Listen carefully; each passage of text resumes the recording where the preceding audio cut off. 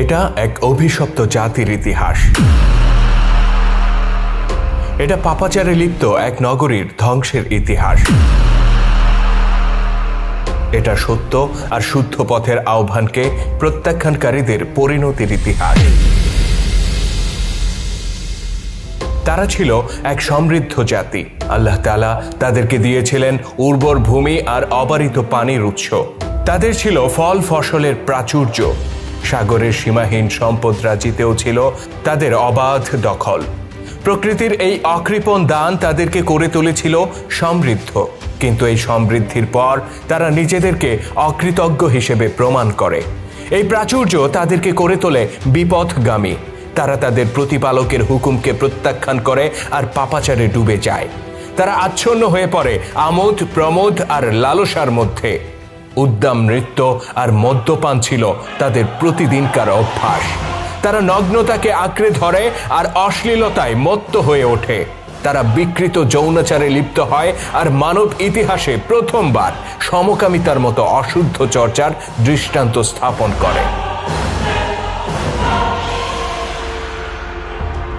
অতঃপর তাদের কাছে আসেন একজন সতর্ককারী। তিনি তাদেরকে এই অদৃষ্টপূর্ব পাপের ভয়ানক পরিণতির ব্যাপারে সতর্ক করেন আর শুদ্ধতার পথে ফিরে আসার আহ্বান জানান। তিনি তার সম্প্রদায়কে বলেন, তোমরা এমন এক পাপাচারে লিপ্ত হয়েছ যা আর কোনো জাতি কখনো করেনি। সুতরাং আমি আশঙ্কা করছি তোমাদের উপর আপতিত হবে এমন এক শাস্তি যা ইতিপূর্বে আর কোনো জাতির উপর আপতিত হয়নি। হে আমার সম্প্রদায়, আমি তোমাদের জন্য মনোনীত হয়েছি আর আদিষ্ট হয়েছি তোমাদেরকে সতর্ক করার জন্য। আমার এই আহ্বানের বিনিময়ে আমি তোমাদের নিকট কোনো প্রতিদান চাই না। তোমরা কি আমার এই আহ্বানকে গ্রহণ করবে না? তোমরা কি সেই মহান সত্তাকে ভয় করবে না, যিনি ঊর্ধ্ব জগৎ আর নিম্ন জগতের সমস্ত কিছুর উপর মহাপ্রতাপশালী আর যিনি সীমা লঙ্ঘনকারীদের দমনের ব্যাপারে অতি কঠোর? অভিশপ্ত জাতি আল্লাহ নবীর এই আহ্বানকে সহাস্যে প্রত্যাখ্যান করে। তারা তার সতর্ক বার্তাকে বৃদ্ধাঙ্গুলি দেখিয়ে বলে, আমরা তোমার কাল্পনিক শাস্তির ব্যাপারে বিচলিত নই। তোমার চিৎকার আমাদের কর্ণকুহরে প্রবেশ করবে না আর আমাদের হৃদয়কে এতটুকু বিচলিত করবে না। আমরা সেইভাবেই উদ্দাম জীবনযাপন করব যেভাবে আমরা এতকাল করে এসেছি। আমরা সেইভাবেই রাত্রিকালে এই নগরীকে প্রমোদময় করে তুলব যেভাবে আমরা এতকাল করে এসেছি। আর আমরা সেইভাবেই নিজেদের সকল বাসনা পূর্ণ করব যেভাবে আমরা এতকাল করে এসেছি। তারা তাদের পথ প্রদর্শককে প্রত্যাখ্যান করে। তারা তাকে তাদের পাপের নগরী ছেড়ে যেতে বলে আর তার সাথীদের উপর চড়াও হয়। আর এভাবে তারা অবাধ্যতার সমস্ত সীমা ছাড়িয়ে যায়। অতঃপর আল্লাহ তাআলা তাদেরকে পাওনা বুঝিয়ে দেওয়ার সিদ্ধান্ত নেন। তাদের উপর আপতিত করেন এমন এক শাস্তি যা ছিল তাদেরই দুই হাতের উপার্জন। এক প্রভাতে যখন তারা গভীর নিদ্রায় আচ্ছন্ন ছিল, তখন সবার অলক্ষ্যে আকাশ থেকে নেমে আসে এক প্রজ্বলিত অগ্নিকুণ্ড, আর তা প্রচণ্ড গতিতে আছড়ে পড়ে তাদের পাপের নগরীতে। এক নিমিষে তা ধ্বংস করে দেয় সেই সমৃদ্ধ শহর, যার প্রতিটি ইট আর পাথরের সাথে মিশেছিল কলঙ্ক আর পাপাচার। প্রচণ্ড কম্পনে ধসে পড়ে তাদের প্রকাণ্ড প্রতিটি অট্টালিকা, আর মাটির সাথে মিশে যায় তাদের সমস্ত অহংকার। আল্লাহ তাআলা সেদিন কেবল রক্ষা করেছিলেন তার বিশ্বাসী বান্দাদেরকে, আর পাথরে পরিণত করেছিলেন অবিশ্বাসীদেরকে, যদিও তারা ছিল নবী পরিবারের সদস্য। এটা এক সীমা লঙ্ঘনকারী সম্প্রদায়ের ইতিহাস। এটা সমকামিতায় লিপ্ত এক নির্লজ্জ জাতির ইতিহাস। এটা কওমে লুতের বিনাশের ইতিহাস।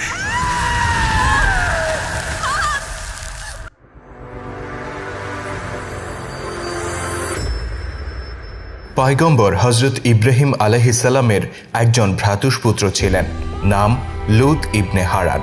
তিনি ছিলেন ন্যায়পরায়ণ আর তাকওয়াবান ব্যক্তি। জীবনের অধিকাংশ সময় তিনি চাচা ইব্রাহিম আলাইহিস সালামের সাথেই বসবাস করেন। অতঃপর পরিণত বয়সে আল্লাহ তাআলা তাকে নবুয়তের দায়িত্ব প্রদান করেন আর তাকে নিকটস্থ সাদুম ও গোমরাহ শহরদ্বয়ের অধিবাসীদেরকে হেদায়েতের পথে আহ্বান করার নির্দেশ দেন। সাদুম ও গোমরাহ ছিল জর্দান ও বাইতুল মুকাদ্দাসের মধ্যবর্তী দুটি নগরী।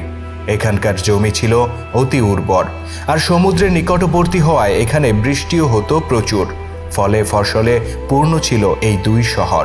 সমুদ্রের মাছ আহরণ করেও এখানকার বাসিন্দারা প্রচুর লাভবান হতো, আর এভাবে তারা পৌঁছে গিয়েছিল পার্থিব উন্নতির চরম শিখরে। তবে এই প্রাচুর্য তাদের জন্য অভিশাপ বয়ে এনেছিল। বিলাসিতার আতিশয্যে তারা ধীরে ধীরে সীমা লঙ্ঘনের দিকে এগিয়ে যায়। তারা তাদের প্রতি সৃষ্টিকর্তার অপার অনুগ্রহের কথা ভুলে যায় আর আমোদ প্রমোদ বিলাস পেশনের মধ্য দিয়ে জীবনযাপন করতে থাকে। তারা নারী পুরুষের অবাধ মেলামেশাকে বৈধতা দেয় আর অধিকাংশ সময় মদ পান করে মাতাল হয়ে পড়ে থাকে। নগ্নতা আর অশ্লীলতা ছিল তাদের কাছে স্বাভাবিক জীবনাচার। এমনকি তারা সমকামিতার মতো ঘৃণ্য অপকর্মের চর্চা শুরু করে, যা মানব ইতিহাসে তাদের আগে আর কেউ কখনো করেনি। অতঃপর আল্লাহ তাআলা তাদের কাছে সতর্ককারী হিসেবে লূত আলাইহিসসালামকে প্রেরণ করেন। নবী লূত আলাইহিসসালাম তাদের উদ্দেশ্যে বলেন, হে আমার সম্প্রদায়, আমি তোমাদের জন্য আল্লাহ নবী হিসেবে মনোনীত হয়েছি, আর আমি আদিষ্ট হয়েছি তোমাদেরকে সতর্ক করার জন্য। তোমরা এমন এক পাপে লিপ্ত হয়েছ যা অন্য কোনো জাতি আগে কখনো করেনি। অতএব আমি আশঙ্কা করি তোমাদের উপর এমন শাস্তি নেমে আসবে যা ইতিপূর্বে আর কোনো জাতিকে ভোগ করতে হয়নি। আমি তোমাদেরকে আহ্বান করছি, তোমরা আল্লাহ পাকের বিধানের প্রতি নিজেদেরকে সমর্পণ করো আর এই অপকর্ম থেকে ফিরে এসো। আমার এই আহ্বানের বিনিময়ে আমি তোমাদের কাছে কোনো প্রতিদান চাই না। তোমরা যদি এই মহাসত্যের ডাকে সাড়া না দাও, তবে নিশ্চয়ই তোমাদেরকে ভয়ানক পরিণতি ভোগ করতে হবে। আল্লাহ নবীর এই কথা শুনে অহংকারী নগরবাসী তাকে নিয়ে উপহাস করতে শুরু করে। তারা বলে, ওহে লূত, তুমি তো শুদ্ধাচারী, তুমি কেন আমাদের এই পাপের নগরীতে এসেছো? তুমি এই জনপদ ছেড়ে চলে যাও আর কোনো গর্তের মধ্যে নিজেকে লুকিয়ে রাখো। আমাদের এই প্রাচুর্য, এই ধন সম্পদ সবকিছু আমরা নিজেরা অর্জন করেছি। তোমার আল্লাহ আমাদেরকে এসব কিছু দেননি, সুতরাং আমরা তোমার কল্পিত শাস্তির ভয় করি না। এভাবে তারা মুখ ফিরিয়ে নেয়। তথাপি আল্লাহ নবী বারবার তাদেরকে সতর্ক করেন। বছরের পর বছর তিনি তাদেরকে আল্লাহর হুকুমের প্রতি আহ্বান করে যান। তার এই উপর্যুপরি আহ্বানে বিরক্ত হয়ে এক পর্যায়ে নগরবাসী তার উপর নিপীড়ন শুরু করে দেয়। তারা আল্লাহ নবী ও তার প্রতি ঈমান আনয়নকারী মুষ্টিমেয় ব্যক্তিদেরকে নির্যাতন করতে থাকে। অবশেষে লূত আলাইহিসসালাম আল্লাহ পাকের দরবারে নিজের অপারগতা স্বীকার করেন আর এই অবাধ্য কওমের ফয়সালার ভার তার হাতে ছেড়ে দেন। অতঃপর একদিন চাচা ইব্রাহিম আলাইহিসসালামের নিকট কয়েকজন অতিথি আসেন। ইব্রাহিম আলাইহিসসালাম তাদেরকে আপ্যায়ন করার জন্য সুস্বাদু খাবার এগিয়ে দেন। অতিথিরা খাবার গ্রহণে অপারগতা জানালে পয়গম্বর ইব্রাহিম আলাইহিসসালাম বিচলিত হয়ে পড়েন।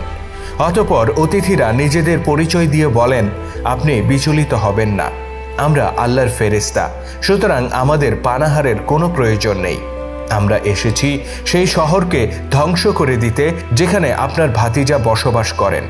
এই কথা শুনে নবী ইব্রাহিম আলাইহিসসালাম আরও বেশি বিচলিত হয়ে পড়েন। তখন ফেরেশতারা তাকে আশ্বস্ত করে বলেন, লূত ইবনে হারান সহ বিশ্বাসী বান্দারা অবশ্যই এই গজব থেকে রক্ষা পাবে। অতঃপর এক সন্ধ্যায় সাদুম নগরীতে 3 জন আগন্তুককে দেখা গেল। তারা বয়সে ছিল যুবক আর দেখতে অত্যন্ত সুদর্শন। তাদের কমনীয় চেহারায় দাড়ি গোফের কোনো চিহ্ন ছিল না। শহরে প্রবেশ করে তারা লূত আলাইহিসসালাম এর অনুসন্ধান করেন আর তার গৃহে অতিথি হিসেবে আশ্রয় চান। আল্লাহ নবী আগন্তুকদেরকে সাদরে গ্রহণ করেন। তবে নগরীতে সুদর্শন 3 যুবকের এই আগমন দৃষ্টি এড়ায়নি বিকারগ্রস্ত সমকামীদের। তারা ওই যুবকদের প্রতি তীব্র আকর্ষণ অনুভব করে আর তাদের পিছু নিয়ে লূত আলাইহিসসালামের দরজা পর্যন্ত পৌঁছে যায়। অতঃপর তারা তার দরজায় কড়া নেড়ে বলে, ওহে লূত, তুমি তো সমকামী নও, সুতরাং ওই সুদর্শন যুবকদের সাথে নিশ্চয়ই তোমার কোনো কাজ নেই। তুমি বরং তাদেরকে আমাদের হাতে ছেড়ে দাও। বিকৃত যৌন বাসনায় বিকারগ্রস্ত নগরবাসীর এমন বক্তব্যে আল্লাহ নবী কিংকর্তব্য বিমূঢ় হয়ে পড়েন। নিরুপায় হয়ে তিনি বলেন, তোমাদের মধ্যে যারা আমার কন্যাদেরকে বিয়ে করতে চাও, আমি তাদেরকে তোমাদের সাথে বিয়ে দিতে রাজি আছি, কিন্তু আমার মেহমানদেরকে আমি তোমাদের লালসার শিকার হতে দিতে পারি না, কেননা তারা আমার আশ্রয় প্রার্থী। বিকারগ্রস্ত মানুষগুলো উত্তর দেয়, ওহে লূত, আমরা তোমার কন্যাদের ব্যাপারে বিন্দুমাত্র আগ্রহী নই। তুমি ভালো করেই জানো কোনো নারীর প্রতি আমাদের আকর্ষণ নেই, সুতরাং ওই যুবকদেরকে ছাড়া আমরা ফিরে যাচ্ছি না। তাদের এমন বক্তব্য বক্তব্যে আল্লাহ নবী অতিথিদের সামনে ভীষণ লজ্জিত আর অসহায় অনুভব করেন। অতঃপর আগত অতিথিরা তাকে অভয় প্রদান করেন। তারা বলেন, হে আল্লাহর পয়গম্বর, আপনার কোনো ভয় নেই, কেননা আপনার নিরাপত্তার দায়িত্ব আমাদের কাঁধে। আগন্তুক যুবকেরা তাদের সত্যিকার পরিচয় প্রকাশ করেন। তারা ছিলেন জিব্রাইল আলাইহিসসালাম, ইসরাফিল আলাইহিসসালাম ও মিকাইল আলাইহিসসালাম। আল্লাহর নৈকট্যপ্রাপ্ত ক্ষমতাধর ওই ফেরেশতারা জানান, আমরা এসেছি এই পাপের নগরীকে ধ্বংস করে দিতে। অতঃপর জিব্রাইল আলাইহিসসালাম সামনে এগিয়ে যান আর তার ডানা দিয়ে আঘাত করেন, ফলে সেখানে উপস্থিত সকল পাপাচারী অন্ধ হয়ে যায়। অতঃপর ফেরেশতারা লূত আলাইহিসসালামকে বলেন, রাতের অন্ধকার ফুরিয়ে আসার আগেই আপনি এই নগরী ত্যাগ করুন। ভোরের আলো ফুটে ওঠার সাথে সাথে আমরা একে মাটির সাথে মিশিয়ে দেব। যারা আপনাকে অনুসরণ করবে তারা আল্লাহর ক্রোধ থেকে রক্ষা পাবে। তবে পেছনে যাই ঘটুক না কেন, আপনার সাথীদের কেউ যেন পিছু ফিরে না তাকায়। যদি কেউ এই হুকুম অমান্য করে, সেও ধ্বংস হয়ে যাবে। অতঃপর ভোরের আলো ফুটে ওঠার আগেই নিজের পরিবার আর অনুসারীদেরকে নিয়ে পাপের ওই নগরী থেকে বের হয়ে পড়েন আল্লাহ নবী লূত আলাইহিসসালাম। তার স্ত্রীও ছিল অবিশ্বাসীদের অন্তর্ভুক্ত। তথাপি লূত নবীর বারংবার অনুরোধে সে স্বামীর সাথে শহর ত্যাগ করতে রাজি হয়।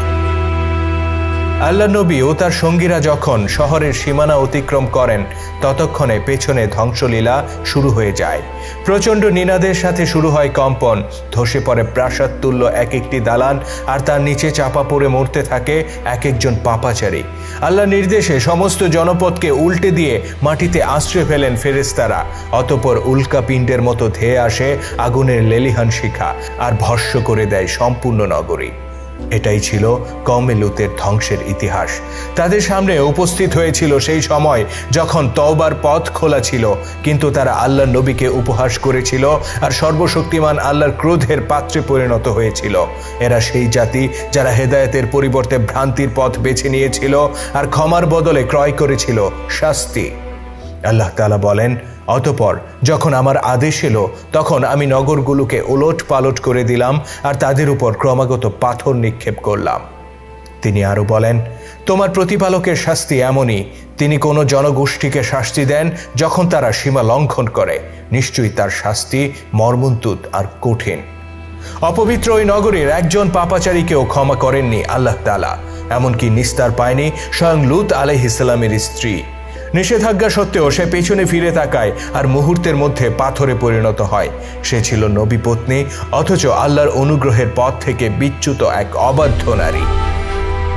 কওমে লূতের এই ইতিহাস অজানা নয় কারো কাছে। কেবল কোরআন নয়, ওল্ড টেস্টামেন্ট আর নিউ জেনেসিসের পাতায় পাতায় বর্ণিত আছে অবাধ্য জাতির এই মর্মন্তুদ পরিণতির কথা। মৃতসাগরের তীরে আজও কালের সাক্ষী হয়ে আছে সেই ধ্বংসপ্রাপ্ত নগরীর কিঞ্চিত নিদর্শন। অথচ এই নিদর্শনকে অস্বীকার করে মানবজাতি আবারও সেই পাপাচারে ডুবেছে যে পাপের কারণে কওমে লূতকে ধ্বংস করে দেয়া হয়েছিল। বরং অবাধ্যতার নাফরমানিতে তারা কওমে লূতকেও ছাড়িয়ে গিয়েছে। হয়তো তারা অপেক্ষা করছে আরেকটি বিনাশের জন্য, হয়তো তারা প্রহর গুনছে আরেকটি নিদানকালের জন্য।